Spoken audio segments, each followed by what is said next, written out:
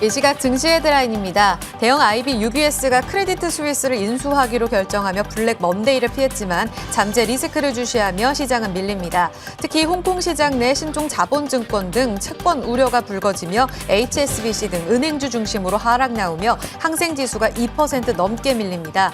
원달러 환율은 10원 급등을, 코스피 지수는 재차 하락해 2,380선을 등락을 보입니다. 스페이스X가 제공하는 저궤도 위성통신 서비스 스타링크의 2분기 국내 상륙을 앞두고 서울 법인 설립을 마쳤습니다.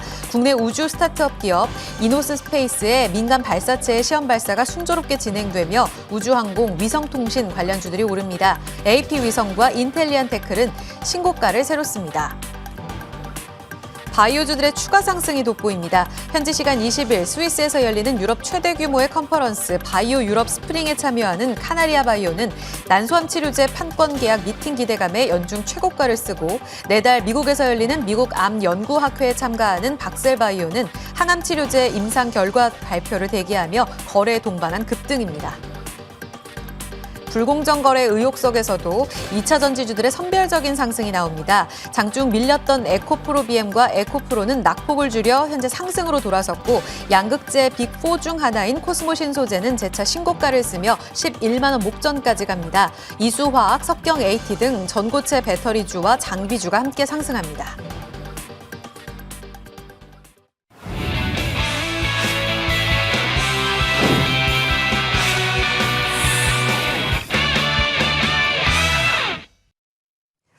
뛰어난 통찰력과 감각을 지닌 시장 프로들과 함께합니다. 오늘 두 분은 알파프로 정태근 팀장, 글로원 파트너스 이성웅 이사입니다. 두 분 어서 오세요. 네, 반갑습니다. 안녕하세요. 프로의 시선이 머문 첫 번째 섹터 확인하겠습니다. 오늘은 좀 지지부진한 흐름 속에 양시장 엇갈려 있는데요. 첫 번째 시선이 머문 쪽은 바로 2차 전지입니다. 시장을 이끌었던 2차 전지의 숨고르기, 주가 조정이 또 한 번의 기회가 될 수 있을까요? 조정이라고 보기에는 낙폭을 줄이는 몇몇 종목들도 있어서 지금 어떻게 해석할지가 중요할 것 같거든요. 일단 정태근 팀장님 선정해 주셨습니다. 여전히 살아있습니까? 일단은 제가 금요일도 말씀드렸지만 저희 LFP 이야기를 금요일 토론에서 했었죠. 그 소재 쪽에서 이제 LFP라든지 장비 쪽으로 순환매 대응을 하자고 좀 말씀드렸는데 네. 뭐 다 강하네요. 다 강하다 보니까 이게 시장이 안 바뀌나라는 그런 생각도 좀 들고 솔직히 좀 헷갈려요. 헷갈리는데 이게 헷갈리는 게 장중 변동성 때문에 더 그러신 거죠? 그렇죠. 일단은 지금 시장이 아침쪽엔 괜찮았다가 또 밀리고 그리고 이전 시간에도 한번 말씀드렸는지 기억이 정확하게 나진 않는데 어떤 큰 하락이 나오고 난 이후에 주도주가 바뀌는 그런 현상이 있다고 말씀드렸는데 그러면서 지난주 목요일 날, 금요일 날 IT가 강세를 보이면서 2차 전지에서 IT로 가는 것이 아닌가라고 말씀드렸잖아요. 네. 그래서 조금 이제 분위기가 바뀌는가 싶은데 또 여전히 어쨌든 뭐 그동안 했던 상승의 힘이 계속 좀 지속이 된다라고 좀 봐야 될 것 같습니다. 그러다 보니까 상당히 좀 강하고 뭐 일단 어쨌든 뭐 LFP하고 장비 쪽 말씀드렸는데 좀 바톤 이어받아서 강한 흐름 지속이 되고 있는 상황들이고 그리고 일단은 소재 쪽 같은 경우는 에코프로 이슈 때문에 조금 꺾였다가 이게 좀 어쨌든 완화가 되게 되면서 또 낙폭을 좀 줄이다 보니까 또 전반적으로 다 강세가 나오는 것 같습니다. 그렇기 때문에 지금은 일단 뭐 전반적인 분위기 괜찮다고 봐야 될 것 같고요. 그래서 이제 지난주 금요일에 말씀을 드린 것처럼 일단은 이제 소재주가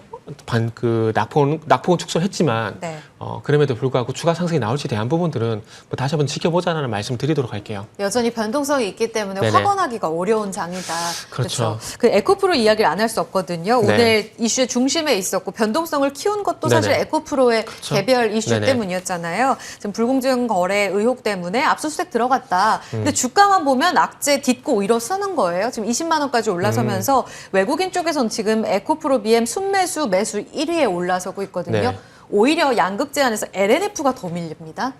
이런 분위기 어떻게 읽어야 돼요? 이게 지금 아침에 밀렸다가 말씀하신 것처럼 에코프로비엠 기준으로 보기에는 2% 상승 전환된 상황이거든요. 그러니까 저가 대비해서 한 11% 넘게 상승으로 전환이 되는데 일단 압수수색 소식이 나오게 되면서 밀렸다가 이게 새로운 게 아닌 2020년도, 2021년도 이슈라고 해가지고 아마 제가 봤을 때는 낙폭을 안도성 낙폭 추소라고 좀 봐야 되지 않을까라고 생각이 좀 듭니다.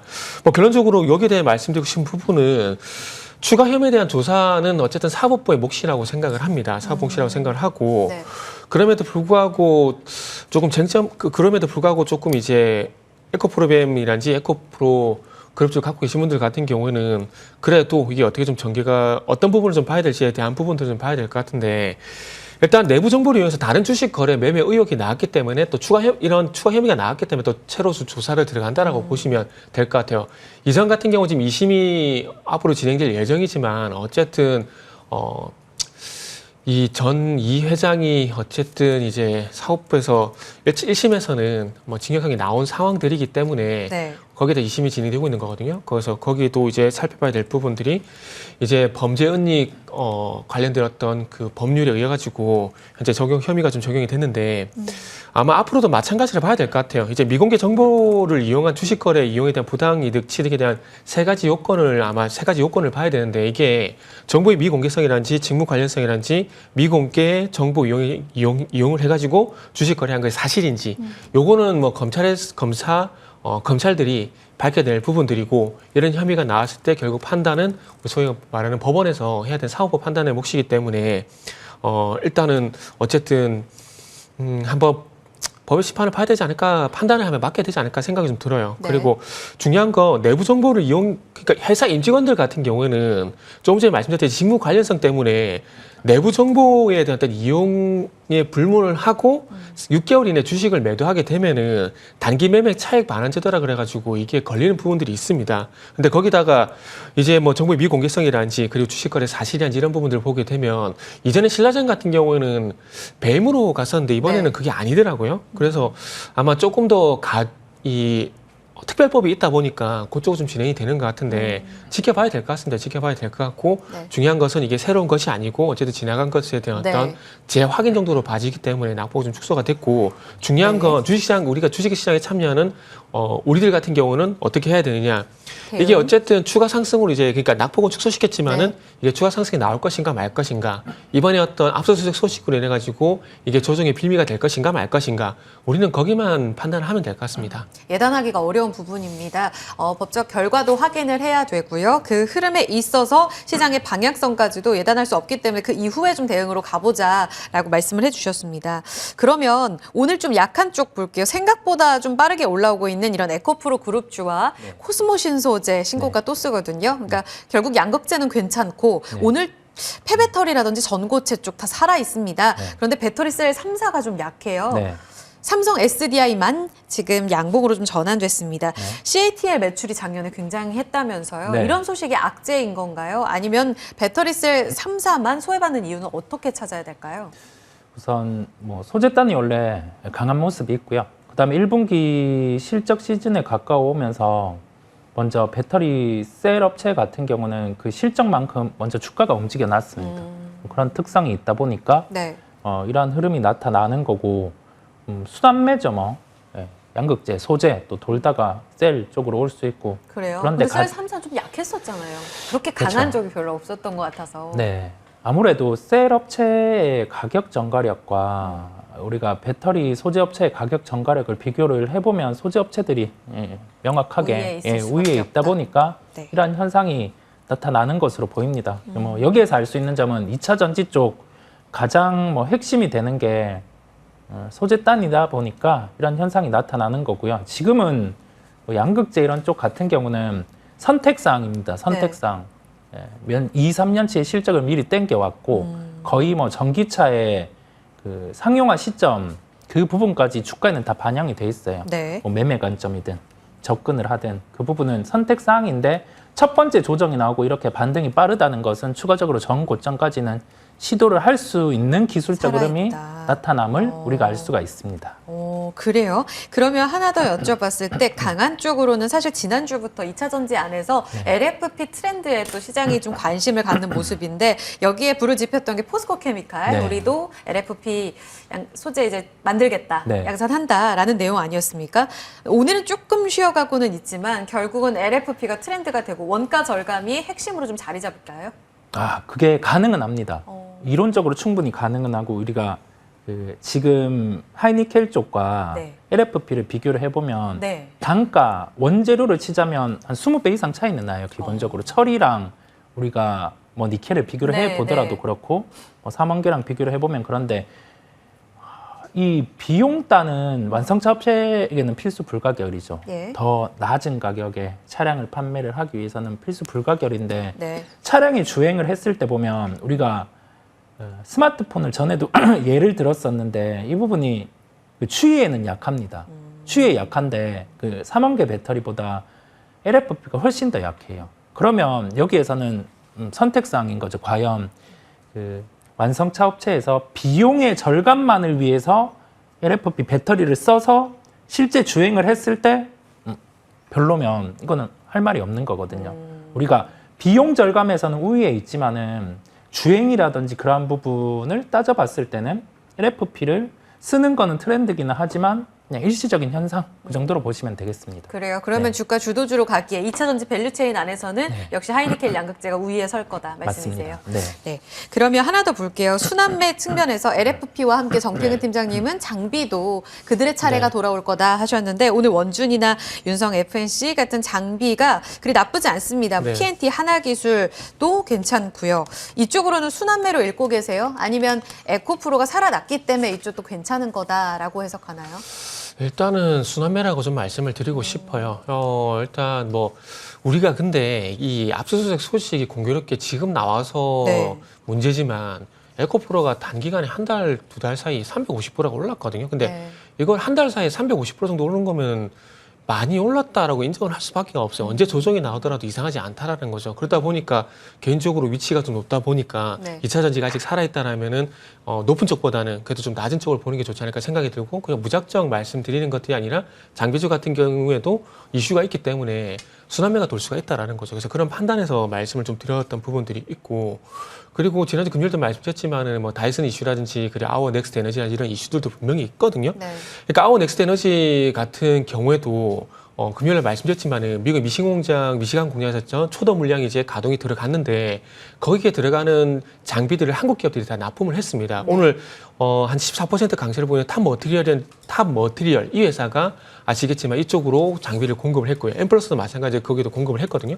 그리고 다이슨 같은 경우도 2차 전지 이제 소형 파워층 배터리 이제 자체 생산을 하려고 공장을 만들려고 하고 있는데 국내 기업들하고 테크니컬 미팅을 현재 진행한 상황인데 그 속에 한 10개 기업들이 현재 있다고 하는데 어느 기업인지는 뭐 공개가 안 된 상황이지만 뭐 미싱 장비라든지 그리고 이제 자동화 공정 여기에 들어간 장비들이 될 것이라는 건 추측이 나온 상황이기 때문에 네. 제가 봤을 때 오늘 윤성 FNC라든지 그리고 원준이라든지 그리고 자비스라든지 그리고 지금 말씀드린 탑 머티리얼 이런 종목들이 강세를 보이는 이유가 제가 봤을 때 그런 후보군이기 때문에 강세를 보인다라고 생각을 해요. 네. 그리고 탑 머티리얼은 상당히 강세성이 높다고 판단이 되는 것이 가장 가까운 신뢰에 좀 전에 말씀드린 아워 넥스트 에너지라는 미국의 LFP 스타트업 기업 네. 이쪽으로 공급이 이루어졌기 때문에 이쪽하고 또 이제 다이슨이 미팅을 했을 가능성이 높다라는 거죠. 그래서 지금 뭐 탑 머티리얼 같은 경우도 그렇고 윤성 FNC도 그렇고 이 특징주 뉴스를 보게 되면 아무 소식이 없어요. 네. 근데 없는데 제 판단으로는 그런 이슈 때문에 종목들이 움직이고 있다라는 거죠. 근데 이런 종목들이 움직인 것들이 어찌 보면은 이 SK온과 볼브였던 미팅이란지 그 전격 회동이란지 이런 부분이 제가 볼 때 다 반영이 되고 있기 때문에 이런 현상이 나온다고 봅니다. 그러다 보니까 그리고 이런 이슈가 있는 상황들 속에서 다른 소재주 대비해서 주가 위치도 상당히 좀 많이 낮아 있는 상황이에요. 네. 그러다 보니까 가격 메리트도 충분히 있다라는 거죠. 어느 정도 힌트가 나온 것 같아요. 에코프로의 이런 불안감을 네. 안고도 우리가 지금 공략할 수 있는 탑픽이 있다는 말씀이시죠. 그렇죠. 이쪽에서 기회 보고 계신 거예요? 탑픽 네네. 누군가요? 탑픽은 방금 말씀드린 탑 머티리얼이라는 종목을 주가 많이 말씀하셨어요. 올랐어요. 네, 맞아요. 이게 이 종목을 예. 솔직히 고민 좀 많이 했어요. 이 회사 회사가 코인테크거든요. 근데 코인테크 같은 경우는 위치가 많이 높진 않아요. 그런데 그러다 보니까 높지 않은 상황이고 탑 머티리얼 같은 경우도 지난주 금요일 날 또 이제 한 7% 조정이 나오다 보니까 21선까지 기다려야 되나? 또 이런 부분도 있었거든요. 네. 근데 오늘 낙폭을 다 만회시켜 버리고 이제 전략후공으로 장중 16%까지 상승이 나오다 보니까 그래 역시 강한 놈이 가는구나라는 생각이 들어서 네. 탑 머티리얼로 선정을 했습니다. 지난주 뭐 LFP 같은 경우는 이지를 말씀드렸고 오늘은 이제 장비 관련돼 가지고 탑 머티리얼 이 종목을 좀 보셨으면 좋겠다는 말씀 좀 드려보고 싶어요. 그래서 일단은 뭐 만약에 이 종목을 지금 구간에서 매수를 하게 된다라면은 목표가는 한 62,000원 정도?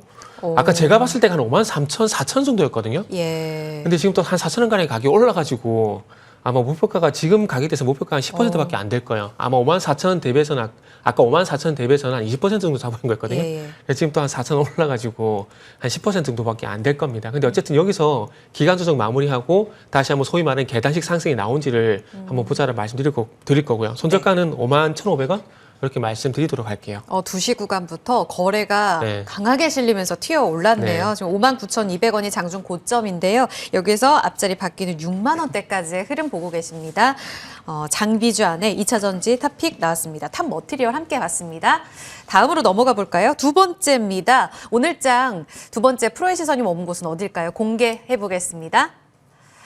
먼저 오늘의 두 번째 이야기를 나눠볼 쪽은 시세에서도 답이 나오고 있는 우주, 항공, 위성 이쪽입니다. 순환매의 시간이 왔다. 결국은 주도주가 또 한 번 바뀔까에 대한 기대감을 높이고 있는 섹터라고도 볼 수 있고요. 그 이슈의 중심에는 스타링크, 국내 서비스 상륙 이야기가 있습니다. 이성웅 이사님이 여기 주목해 주셨어요.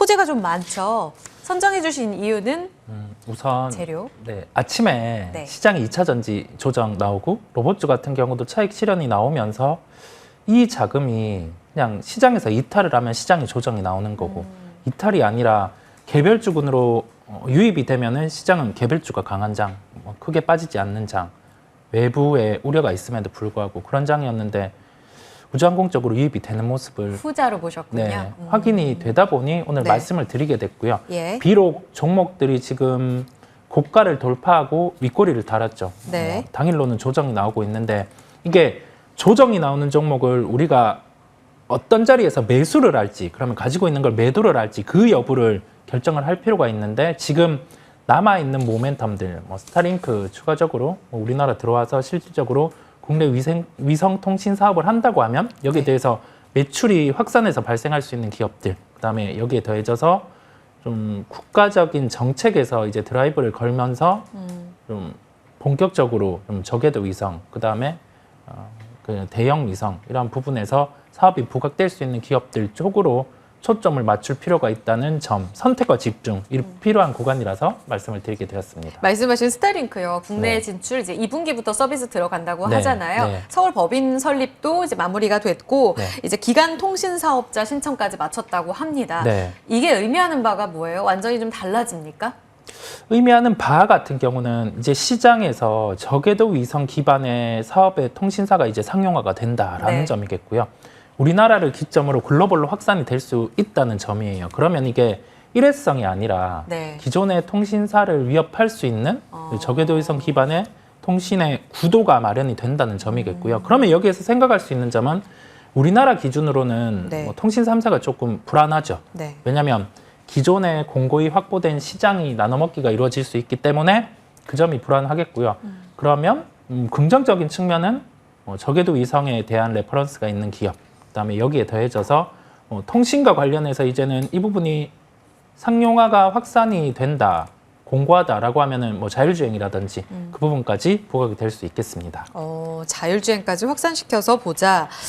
하나 더 여쭤볼게요. 지금 우주항공청 설립 같은 경우에는 연초부터 계속 강한 모멘텀이었잖아요. 네. 대전, 사천 여전히 싸우고 있지만 그래도 네. 합의를 이뤄내려는 데에는 네. 여야가 한 목소리를 내고 있습니다. 네.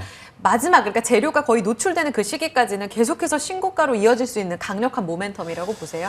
이 부분은 주가에 거의 다 반영이 되었다고 보고 있습니다. 새롭지 않다. 네, 새롭지 않습니다. 왜냐하면 정부의 정책에 우주항공청이 개설이 되고 거기에 대해서 어느 정도의 자본 투여 예산이 될지는 이미 시장에 부각이 되어 있는 거죠. 그렇다 보니까 우리가 이 부분은 좀 주가에 반영이 되어 있는 단계라고 받아들이시면 되고요. 여기에 대해서 컨센 예상이죠. 만약에 한 7조 정도의 우리가 예산을 투입한다고 했는데 12조, 13조 이렇게 투입한다고 하면 그때는 주가에 긍정적인 영향을 미칠 수 있습니다.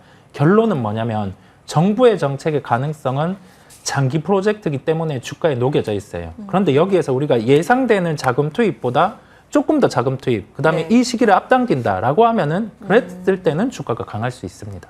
그렇군요. 근데 아주 새롭진 않다. 네. 그럼 지금 말씀하신 대로 재료가 어느 정도 녹아들었다면 주가에 대한 기대치도 낮아지기 마련이잖아요. 오늘 저궤도 쪽이 좀 좋기는 한데 방금 이야기 나왔던 스타링크가 핵심 재료라면 네. 이 부분도 이제 거의 다 반영이 되는 것 아닌가. 살아있는 재료로 후광효가 있을 거라고 보세요? 글쎄요, 이게 제가 지난주에 그걸 킵을 좀 하자라고 말씀을 드렸었던 기억이 있는데, 일단, 이슈에 의한 뭐 상승이라 봐야 될 것 같고, 그리고 제가 반도체 비교를 하면서도 말씀을 드렸었던 기억이 있는데, 일단 어쨌든 지금 이슈를 끄집어냈고, 이게 시간차를 두고 이제, 어찌 보면은 이노스페이스라는 기업이 민간 우수 발사체를 쏘아 올리게 되면서 이슈가 좀 더 보태졌다고 좀 봅니다. 그리고 시간차를 오늘 영향이 있다. 네네. 시간차를 두고 이제 반영이 되고 있는데, 일단은 어쨌든 정부에서 어떤 정책을 계속 추진하고 있고 어떤 사업에 대한 부분에 긍정적인 코멘트가 계속 나오다 보니까 제가 볼 때 거기에 좀 반응을 좀 하는 것 같아요. 그러다 보니까 지난주 금요일까지 반도체가 강세를 보였다가 이제 또 바톤 이어받아고 2차 전지 그리고 우주항공 쪽으로 이렇게 가는 게 아닌가 좀 봐지거든요. 왜 이렇게 제가 세트를 묶냐면은 지난주 금요일까지 보시면 아시겠지만은 네. 이게 IT하고 이게 바이오 제약이 이렇게 세트를 묶였었거든요. 그러다 보니까 오늘 또 그게 그 섹터 좀 쉬어가다 보니까 오늘 넘어와서 또 시장이 좀 흔들리니까 2차 전지 그리고 우주항공 쪽에 같이 또 세트로 묶이고 있다고 봐집니다. 그런데 일단 어쨌든 우주항공청이라든지 스페이스X라든지 이런 부분들을 기대감 있는데 이게 작년 8월달 태종 이방원처럼 이제 시세를 만들지에 대한 부분들은 조금 지켜봐야 되지 않을까라는 생각이 좀 들어요. 그러다 왜요? 보니까 모멘텀이 약해서인가요? 반영돼서? 이게 모멘텀이 약하다기보다는 네. 그러니까 이게 그러니까 시장이 그러니까 최근에 SBB라는 사태로 인해 시장이 조금 변화가 네. 발생이 됐잖아요. 그러면서 주도주가 바뀌는 구간인 건지 아니면은 기존의 주도주가 쉬었다가 다시 가는 건지에 대한 판단이 그러니까 확인이 좀 필요할 것 같아요. 변곡점이기 때문에. 네네. 그럼 확인 좀 필요하다 보니까 제가 확실하게 말씀을 네. 못 드린 부분은 좀 죄송합니다. 하지만 중요한 건 어쨌든 이제 오늘도 시장이 조금 흔들리고 있는데 이런 네. 부분들이 괜찮아졌을 때 그때 가서도 항공이라든지 2차 전지가 계속해서 강하게 간다라면은 그쪽으로 따라가는 게 맞다라는 거죠. 그래서 지금은 뭐 저 개인적으로는 섣불리 예단을 하는 것보다는 항상 말씀드리지만 패스트 팔로워 전략으로 변화가 되는 구간들 속에서 지금 계속해서 이렇게 밀물과 썰물이 섞이고 있는 구간이라고 생각이 듭니다. 그래서 확실하게 썰물이 됐던 확실하게 밀물이 됐던 그때 가서 대장이 나올 가능성이 높기 때문에 그때까지만 잠시 관망을 하자. 뭐 이렇게 좀 이해를 해주시면 고마울 것 같아요. 네, 혹시 명확한 이제 방향이 네. 정해지면 꼭 알려주시고요. 짧게 좀 오늘 네. 리포티오가 받고 있는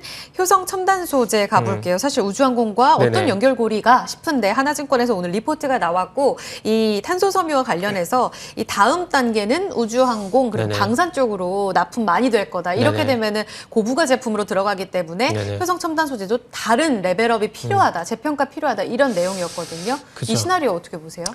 시나리오는 상당히 좋다라고 생각을 합니다. 근데 그 시나리오대로 만약에 시장에서 이 종목을 이끌어 주냐가 저는 관건이라고 보거든요. 오늘 일단 강한데요. 네.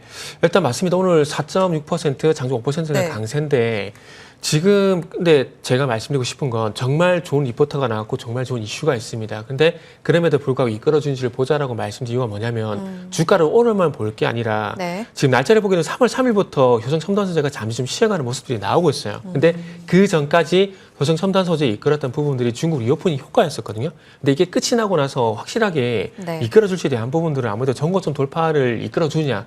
이게 좀 결국 차트가 네. 말해줄 것 같다라는 말씀드려야 될 것 같습니다. 45만 원 넘어갈지 여부부터 봐야겠습니다. 탑픽으로 가봐야 될 것 같아요. 결국 2차 전지가 오늘 결과론적으로 보면 그렇게 안 죽었잖아요. 네네, 네. 이 자금 이동할 수 있을까에 대한 의구심이 일단 드는데 네. 우주항공주 그럼에도 불구하고 지금 우리가 붙어도 되는 자리예요? 우선은 눌림목의 접근이 중요합니다. 왜냐하면 주가는 뭐 한 차례 떴죠. 네. 오늘 떴고 윗골이 달고 그랬을 때는 뭐 어느 정도 이격이 벌어진 상황이다 보니까 네. 좀 눌리는 상황을 볼 필요가 있고요. 방향은 맞는데 속도 같은 경우가 그다음에 중요합니다. 이 속도 같은 경우는 가속이 붙었단 말이죠. 그러면 좀 쉬어가는 단계에서 보자 이런 말씀이고요. 탑픽은 제가 인텔리안 테크를 가지고 왔습니다. 시장의 중심이 아무래도 지금 대형 위성보다는 뭐 스타링크를 중심으로 한 저궤도 위성 이 부분은 우리가 5G 단계를 넘어서 이제 자율주행이라든지 그러한 부분 단계에서는 필수 불가결하다고 보여요. 통신사를 좀 대체할 수 있는 요소도 갖추고 있기 때문에 네. 이게 단기가 아니라 중장기로 보는 관점임을 강조를 드리고요. 저궤도 위성의 레퍼런스를 보유하고 있고 이제 아마존이 본격적으로 뭐 통신 사업사 이 부분을 진행한다고 하면은 안테나 매출의 확대도 가능한 것으로 보입니다. 연간 매출의 20% 정도의 증대 요인이 존재를 하다 보니 네. 주가가 떴음에도 불구하고 말씀을 드리게 됐고 매수가는 지금 현재가가 89,600원인데 예. 눌림이라는 점을 말씀드리는 것처럼 한 86,700원, 네. 86,000원대 초중반 이런 가격에 접근이 가능하겠고요. 목표가는 95,000원 실제 이익을 대입해 보면 한 12만 원 정도까지도 가능하기는 한데 예. 단기 시세 차익이 발생을 했기 때문에 뭐 전고점 수준 정도로 우선은 말씀을 드립니다. 손절가는 8만 원인데요. 이게 단기 입형의 이탈 가격, 이 정도 가격이 종가로 도래를 했을 때는 손절 후에 다시 재진입하는 대응을 하시면 되겠습니다. 네, 2차 전지가 다시 살아나면서 윗꼬리가 달린 건지 오늘 조금 아쉬운 흐름이 나오고 있지만 오히려 이럴 때 2차 전지의 속도도 느려지고 다시 한번 기회를 잡아볼 수 있는 자리다 말씀해 주셨고요. 1차적으로는 2022년 1월의 고점이죠. 95,000원까지 보자. 인텔리안테크 토픽으로 제시드렸습니다. 두 분과 함께했습니다. 정태근 팀장, 이성웅 이사와 함께한 프로 시선이었습니다. 두 분 고맙습니다. 네, 감사합니다. 감사합니다.